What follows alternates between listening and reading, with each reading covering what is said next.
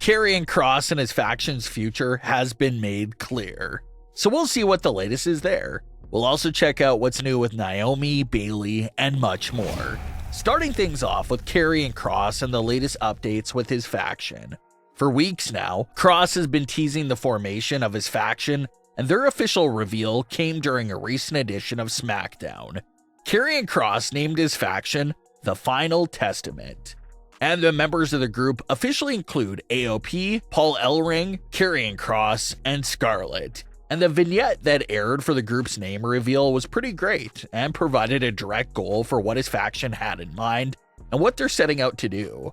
Kross and Scarlett explained that the last few years have been about breaking people internally, which is true. Kross hasn't been picking up a lot of wins in recent years, but mostly, everyone he's feuded with lately has gone through some massive persona changes or has acted out of the ordinary in some big fashion. Well now, Scarlett said from this point on, it'll all be about breaking people on the outside.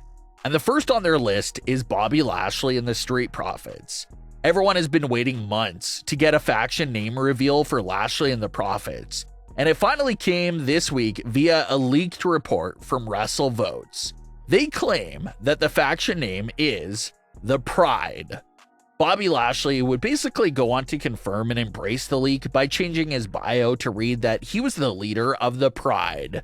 So it looks like the Final Testament versus The Pride will be a big faction battle to keep an eye on SmackDown. It's basically a must-win feud for both factions. There's been a lot of hype when Bobby Lashley and the Street Profits got together last summer, but since then, not much has really happened with them, and we're still waiting around to see what they do next. It's been months that they've been together, and they still haven't officially revealed their faction name on WWE television. So there's still hype around the Pride, but it definitely appears that WWE doesn't really have a clear direction for them, and doesn't really know what exactly the group is and what they want them to be quite yet. They've lost all their important title matches in recent months, flip and flop between heel and babyface every other week, canceled angles like the one with B-Fab, so things surrounding the Pride are a little messy right now.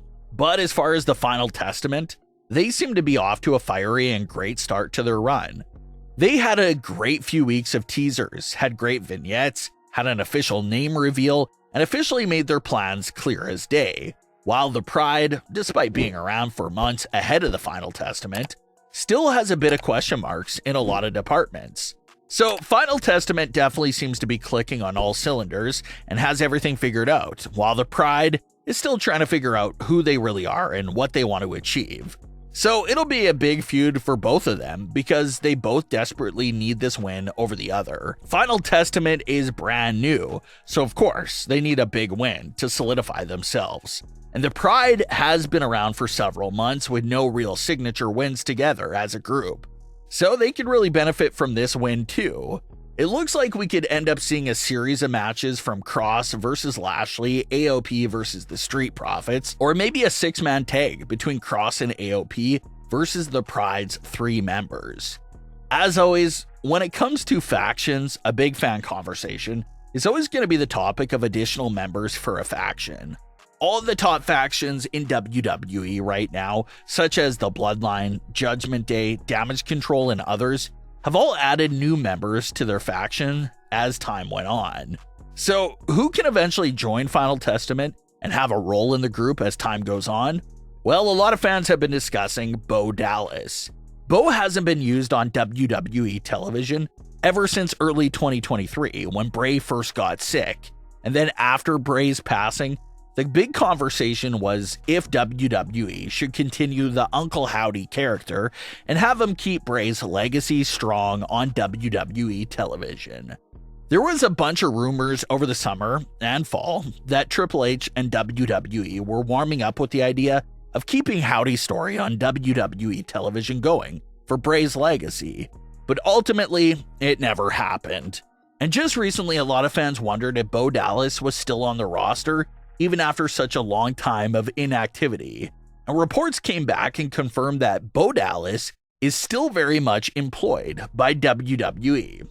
So it doesn't necessarily have to be in the Uncle Howdy character, but even if Bo Dallas could return as an edgier version of his normal self, a lot of fans would love to see him get involved with the Final Testament. WWE and TNA have been in the headlines together for a little while now.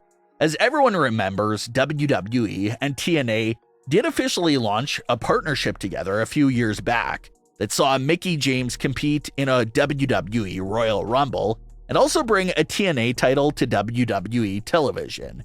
It was an exciting moment. A lot of fans thought it would lead to many other opportunities, such as a WWE superstars appearing on TNA television with a WWE title. But that never happened. It was even announced a few weeks ago that TNA did partner up with Endeavor's streaming business, Endeavor obviously being the owners of WWE. So that little action there re-sparked some of those collaboration rumors between WWE and TNA. Some fans were even fully convinced that Triple H's special announcement a few weeks ago was confirming that partnership, but that wasn't the case. But in a very hypothetical world, what if WWE and TNA did have a television partnership in play? How could they both benefit from it? Well, there's one extremely great theory going around there that would be perfect, and it revolves around Naomi, aka Trinity, and Roman Reigns. Trinity just lost her TNA Women's Championship at their most recent pay-per-view event.